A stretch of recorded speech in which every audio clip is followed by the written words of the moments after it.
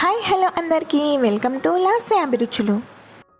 ఈరోజు నా రెసిపీ వచ్చేసి వినాయక చవితి స్పెషల్గా వినాయకుడికి ఎంతో ఇష్టమైన మోదకుల రెసిపీ చేశాను. మోదకుల మెషిన్ లేకుండా మనం చేతులతోటి ఎంతో సింపుల్గా ఈ మోదకులని చేసుకోవచ్చు.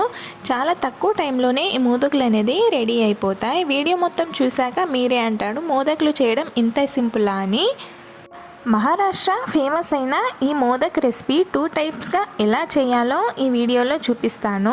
మీకు ఏది సింపుల్ అనిపిస్తే అది ట్రై చేయొచ్చు.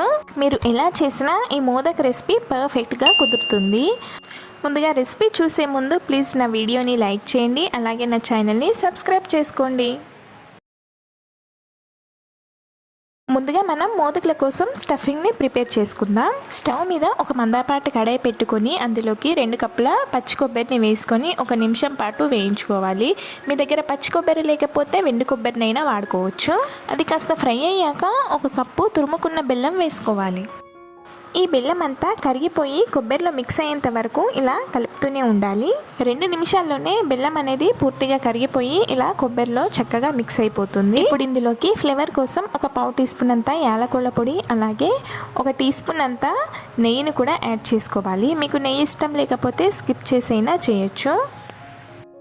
ఇలా లో ఫ్లేమ్లో కలుపుతూ 2 నిమిషాలు ఉడికించామంటే ఇలా దగ్గర పడుతుంది. ఇప్పుడు ఇందులోకి చివరిగా మనకి ఇష్టమైన డ్రై ఫ్రూట్స్ని యాడ్ చేసుకొని అంతా బాగా మిక్స్ చేసుకోవాలి. అంతేనండి, మన మోదకుల కోసం స్టఫింగ్ రెడీ అయిపోయింది. ఇప్పుడు స్టవ్ ఆఫ్ చేసుకొని ఈ రెసిపీని పక్కన పెట్టుకోండి. అదే స్టవ్ మీద వేరే గిన్నెని పెట్టుకొని అందులోకి 1.25 గ్లాస్ వాటర్ వేసుకోవాలి. ఇప్పుడు ఈ నీళ్ళని వేడి చేసుకోవాలి. ఇందులోకి 1/2 టీ స్పూన్ అంతా ఉప్పు వేసుకొని అలాగే 1 టేబుల్ స్పూన్ ఆయిల్ లేదా నెయ్యిని వేసుకోవాలి. ఇప్పుడు ఈ నీళ్లు మరుగుతున్నాయి కదా, ఇందులోకి నేను ఎక్స్ట్రాగా వేసిన పావు గ్లాస్ వాటర్ని పక్కకు తీసుకుంటున్నాను. ఈ వాటర్ని తీసి పక్కన పెట్టుకోండి. ఇప్పుడు ఇందులోకి ఏ గ్లాస్తో అయితే వాటర్ వేసుకున్నామో అదే గ్లాస్తో బియ్యం పిండిని తీసుకున్నాను. పిండిని కొద్దిగా వేస్తూ కలుపుతూ ఉండాలి. ఎక్కడ ఉండలు లేకుండా చక్కగా మిక్స్ చేసుకోవాలి. ఇప్పుడు స్టవ్ని ఆఫ్ చేసుకొని ఇదంతా మిక్స్ చేసుకోవాలి. ఇలా మిక్స్ చేసేటప్పుడు మీకు ఏమైనా వాటర్ తక్కువగా అనిపించినా, ఎక్కడైనా పొడిగా అనిపించినా మనం ఎక్స్ట్రాగా తీసిన వాటర్ కొద్దిగా యాడ్ చేస్తూ మిక్స్ చేసుకోండి. ఇలా మిక్స్ చేసిన పిండిని మూత పెట్టి 10 నిమిషాలు పక్కన పెట్టుకోండి. 10 నిమిషాల తర్వాత పిండి ఆవిరైపోయి చక్కగా సాఫ్ట్గా అయిపోతుంది. ఇప్పుడు ఈ పిండిని మనము వేరే ఒక గిన్నెలోకి తీసుకొని ముద్దలా చేసుకోవాలి.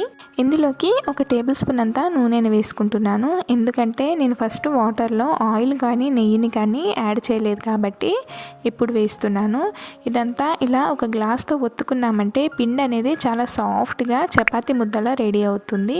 చేత్తో కలిపే కన్నా ఇలా ఫస్ట్ గ్లాస్తో ఒత్తుకుంటే పిండి ముద్ద అనేది చక్కగా సాఫ్ట్గా వస్తుంది. మీరు ఆయిల్ అనేది వాటర్లో యాడ్ చేస్తే పిండిలో యాడ్ చేయాల్సిన అవసరం లేదు. నేను యాడ్ చేయలేదు కాబట్టి పిండిలో ఆయిల్ వేసుకొని మిక్స్ చేసుకున్నాను. ఇప్పుడు ఇది చపాతీ ముద్దలా సాఫ్ట్గా కలుపుకున్న తర్వాత 2 నిమిషాలు పక్కన పెట్టుకోండి. ఇప్పుడు మీ దగ్గర ఇలాంటి చిల్లుల గిన్నె ఉంటే దీనికి ఆయిల్ అప్లై చేసి రెడీగా పెట్టుకోండి.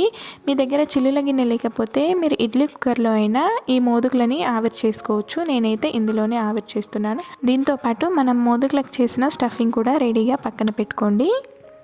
ముందుగా మనము నిమ్మకాయ సైజ్ అంతా పిండి ముద్దని తీసుకొని ఎక్కడ క్రాక్స్ ఏమి లేకుండా రౌండ్గా చేసుకోవాలి. పిండి అనేది ఆరిపోకుండా ఉండడానికి మూత పెట్టి పక్కన పెట్టుకోండి. ఎక్కడ క్రాక్స్ ఏమి లేకుండా ఇలా రౌండ్గా చేసిన తర్వాత నేను వీడియోలో చూపెట్టిన విధానంలో ఇలా పిండిని ఒత్తుకోవాలి.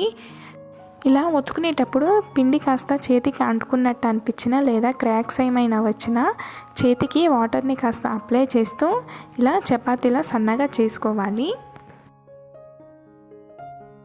ఇప్పుడు మనం ప్రిపేర్ చేసిన స్టఫ్ని కొంచెం తీసుకొని ఇందులో మధ్యలో పెట్టుకొని మోదక్ షేప్ వచ్చేలాగా ప్యాక్ చేసుకోవాలి.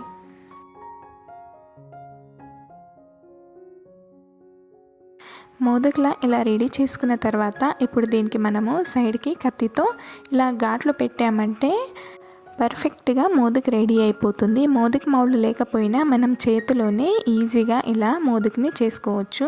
చూడండి ఎంత చక్కగా వచ్చిందో. ఇది చాలా సింపుల్ ప్రాసెస్. ఈ విధానం మీకు నచ్చుంటే నా వీడియోని ఒక లైక్ చేయండి. ఇప్పుడు ఈ మోదుకుని మనం ముందుగా ఆయిల్ అప్లై చేసిన చిల్లుల గిన్నెలో పెట్టుకొని పక్కన పెట్టుకోండి. ఇప్పుడు ఇంకో టైప్ మోదుకుని ఎలా చేయాలో చూపిస్తాను.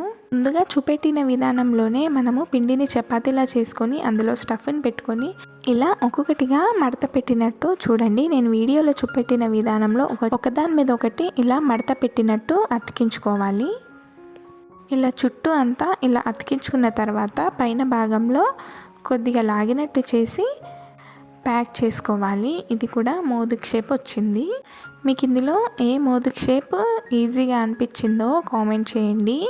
అన్ని మోదుకులని మీకు ఎలా అయితే ఈజీగా అనిపిస్తుందో అలా ప్రిపేర్ చేసుకున్న తర్వాత ఇలా చిల్లుల గిన్నెలో పెట్టుకోవాలి. మీరు కావాలంటే ఇడ్లీ కుక్కర్లో అయినా ఆవిరి చేసుకోవచ్చు. ఇప్పుడు దీన్ని ఆవిరి కోసం స్టవ్ మీద ఒక గిన్నెలో వాటర్ వేసుకొని బాగా వేడి చేసుకోవాలి. వేడైన ఈ వాటర్ పైన ఈ చిల్లుల గిన్నె పెట్టుకొని దీనిపైన మూత పెట్టుకొని ఒక 10 నిమిషాలు మీడియం ఫ్లేమ్లో ఆవిరి చేసుకోవాలి. 10 నిమిషాల తర్వాత మూత తీసి చూస్తే చూడండి మన మోదుకులు అనేవి రెడీ అయిపోయాయి. ఇప్పుడు మనము గ్యాస్ని ఆఫ్ చేసుకోవాలి. ఇప్పుడు వీటిని వెంటనే కిందికి దించకుండా ఒక 2 నిమిషాలు ఆగి కిందికి దించుకోండి. ఇలా వేరే ఒక ప్లేట్లోకి తీసుకున్న తర్వాత దీనిపైన కాస్త నెయ్యిని వేసుకోవాలి. అంతేనండి, చాలా సింపుల్గా ఈజీగా మన మోదుకుల రెసిపీ రెడీ అయిపోయింది. ఈ వినాయక చవితికి మీరు వినాయకుడికి ఇష్టమైన రెసిపీ ఏం చేస్తారో కామెంట్ చేయండి. నా వీడియో నచ్చితే లైక్ చేయండి. ప్లీజ్ నా ఛానల్ని సబ్స్క్రైబ్ చేసుకోండి. Thanks for watching.